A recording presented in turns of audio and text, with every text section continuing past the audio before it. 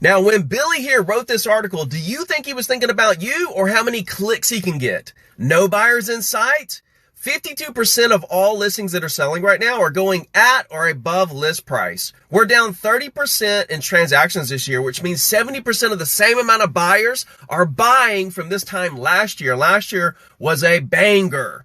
And if you think prices are going to fall 25%, heck, we're already down over 10% right now. So we're going to go down another 10%. Whoa, I'm scared, Billy.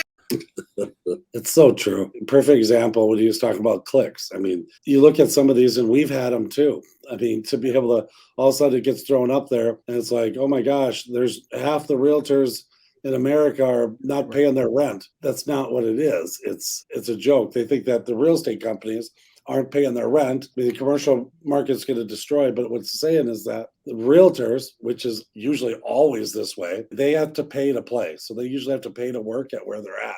And they weren't paying their rent to the broker, which is not unusual at all. That might have been a 10% flux on it. Even during the great times, realtors weren't paying it. And a lot of times brokers let them get away with it because they're like, hey, if they sell a house next month, we'll end up getting paid.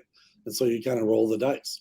So you think the mass hysteria has really hit the real estate industry relating to social media? People are just trying to get everyone's emotions up and clicking? But that does curb consumer confidence. It's what people believe.